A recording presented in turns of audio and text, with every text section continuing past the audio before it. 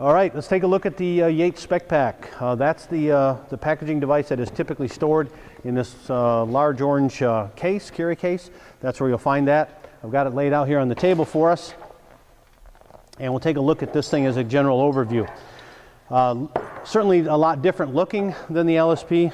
It's made of some blue vinyl with a number of straps on it, but the basic premise of this is the same. It's a vest type device that has a rigid back plate in it to provide some C-spine.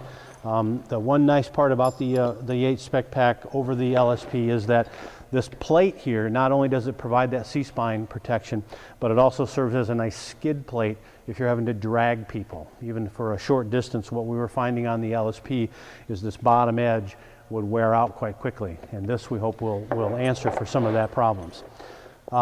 It does come with a number of accessories. It has some pads that integrate into the head restraint system, depending on how much space you have between your patient's head and the board while keeping their head in kind of a neutral alignment.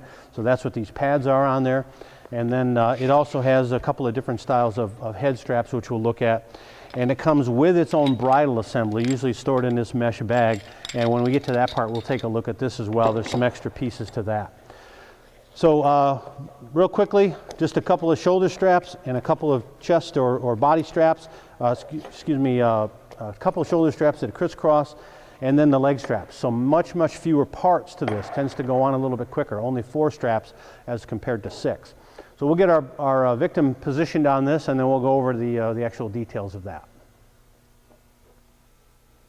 All right, we've got our patient positioned on our Yates Spec Pak. Talk just for a minute about the actual positioning of your victim on there.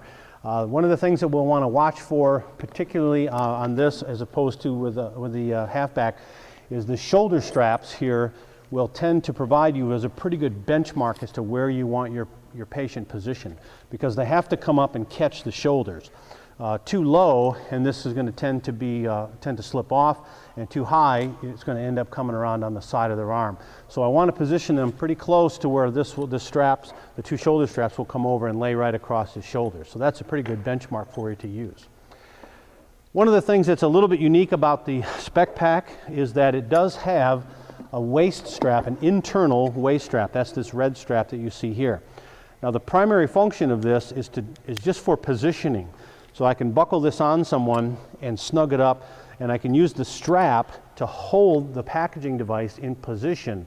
So if you could imagine or envision someone hanging on a rope and you wanted to package them in this because of a neck or back injury, you could position the packaging device, the Spec Pak, with that, and it would hold it there while you then used your hands to make the other connection points. So that's something a little bit unique. It's not necessary that you use this in the confined space setting. Certainly it's no big deal to hook it in there, but if you forgot it, I don't think I would lose a lot of sleep over that. So we have that in position. We have our guy positioned. Remember, as a reminder, we have our patient on air, so we have a face piece, regulator connected. We also would have a C-collar in place if we were concerned about that. So for our demonstration, we're leaving that off just so it's a little cleaner, a little easier for us to see what's going on. The Spec Pak then buckles differently than the halfback, because the chest straps, there's only 2 of them across the body, and they crisscross. They form an X across the patient. And so the red strap on the right shoulder connects to the red buckle and the red strapping that's on the left hip. And just simply comes across, and we snug that up, making sure that we keep that on their shoulder. Then similarly, on the left shoulder, there's a black strap that is going to connect to the black webbing on the left side. Here it is right here. And make that connection. Again, it forms an X across the patient, and we'll snug that up as well. Now you want to snug these up so that they're pretty tight, but you still want to be able to get a hand in there. Don't want to kind of really crank on it too bad, but it does need to be fairly snug. Once that's in place, we can do the leg straps. Just like before, we have 2 leg straps, one on the right, one on the left. They hook back to them onto the same side, blue to blue. And the other side is, of course, also blue because they're both identical leg straps. Again, the right side to the right side, the left side to the left side. snug that up as well, making sure to work that up into their groin so they don't slip down there too much. And that's it, just the 4 straps as opposed to the 6 that we saw before. So typically this goes on just a little bit quicker. When we talk about the head immobilization portion, this is a little bit unique in that it has a sliding assembly here. So it makes it very easy for us to position it where it needs to be. And then there's that pad. We have 1 pad installed here like we talked about earlier to deal with that gap behind his head. We have that in place, and then the sides just fold up. The straps to hold that are also some Velcro pieces that will just attach to the sides. Now they have a little bit of a cutout in the center of them. If you can see that very well, there's a little bit of a cutout in there, and that allows this to catch a little bit better on some of the edges associated with the face piece.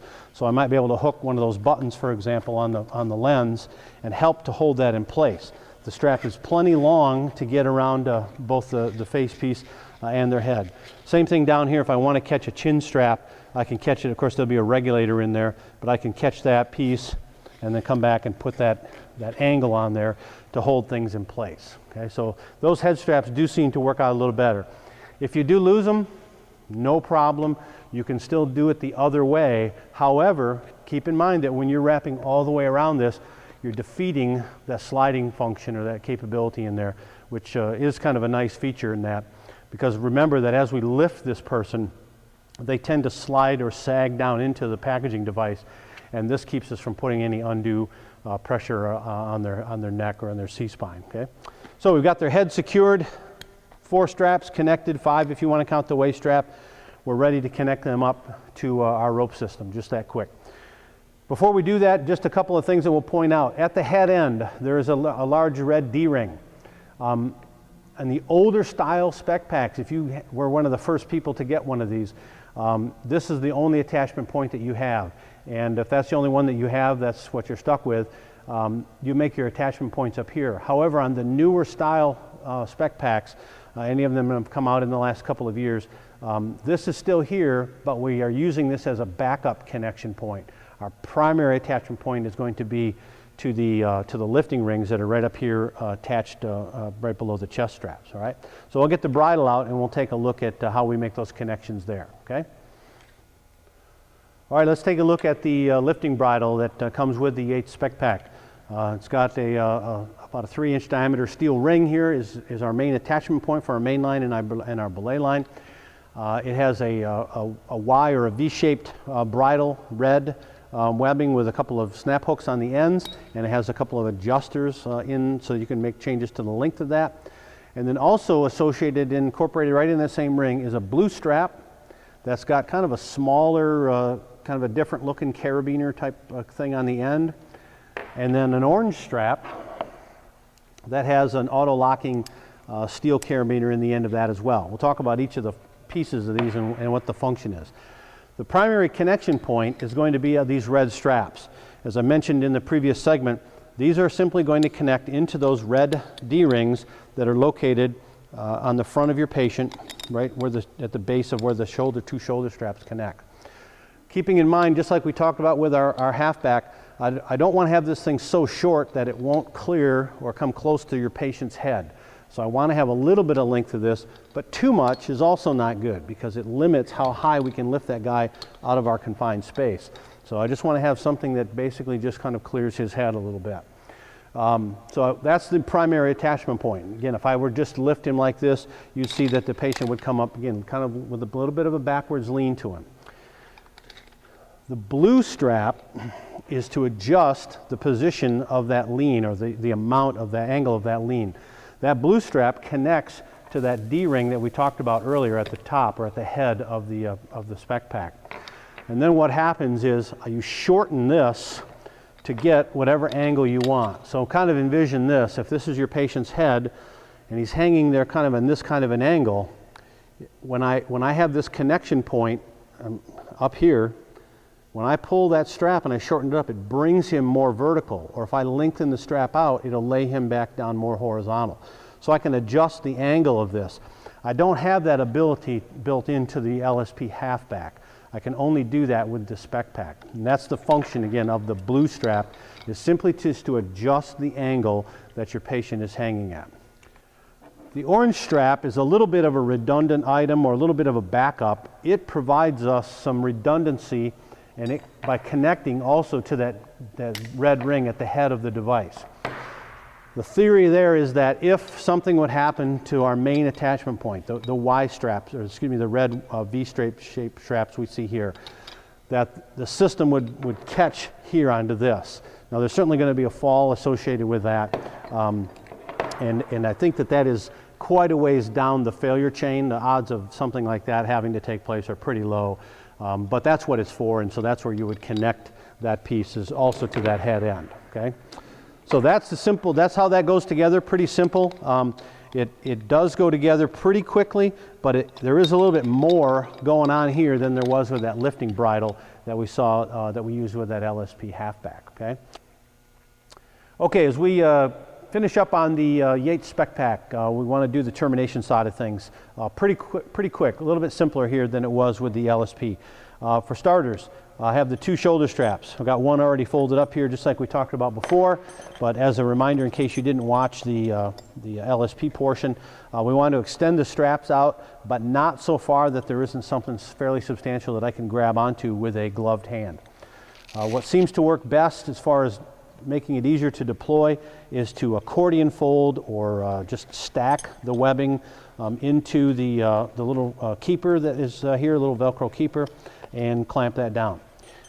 There are only Velcro keepers for the two chest straps. I don't have to worry about the leg straps, so I can just fold those in there like that.